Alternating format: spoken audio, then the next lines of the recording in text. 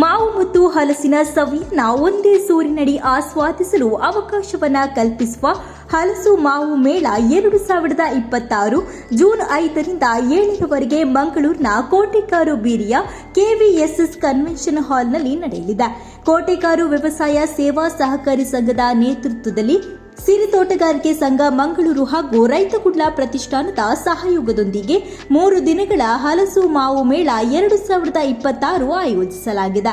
June 5ರಂದು ಬೆಳಗ್ಗೆ 10 ಗಂಟೆಗೆ ನಟ ಹಾಗೂ ನಿರ್ದೇಶಕರಾದ ದೇವದಾಸ್ ಕಾಪಿಕಡ್ ಮೇಳದ ಪ್ರದರ್ಶನ ಮಳಿಗೆಯನ್ನು ಉದ್ಘಾಟಿಸಲಿದ್ದಾರೆ. ಕೋಟೆಕಾರು ವ್ಯವಸಾಯ ಸೇವಾ ಸಹಕಾರ ಸಂಘದ ಅಧ್ಯಕ್ಷರಾದ ಕೃಷ್ಣ ಶೆಟ್ಟಿ ಕೆಳಗಿನ ಕೋಟೆಕಾರು ಗುತ್ತು ಕಾರ್ಯಕ್ರಮದ ಅಧ್ಯಕ್ಷತೆಯನ್ನು ವಹಿಸಲಿದ್ದು, ಸಿರಿ ತೋಟಗಾರಿಕೆ ಸಂಘದ ಉಪಾಧ್ಯಕ್ಷರಾದ ಡಾಕ್ಟರ್ ಭಾರತಿ ನಿರ್ಮಲ್, ಸಹಕಾರ ಸಂಘದ ಉಪಾಧ್ಯಕ್ಷರಾದ ಕೆಬಿ ಅಬುಸಾಲಿ ಹಾಗೂ ರೈತ ಕುಡ್ಲ ಪ್ರತಿಷ್ಠಾನದ ಅಧ್ಯಕ್ಷರಾದ ಭರತ್ರಾಜ್ ಸೊರಕೆ ಸೇರಿದಂತೆ ಹಲವು ಗಣ್ಯರು ಭಾಗವಹಿಸಲಿದ್ದಾರೆ.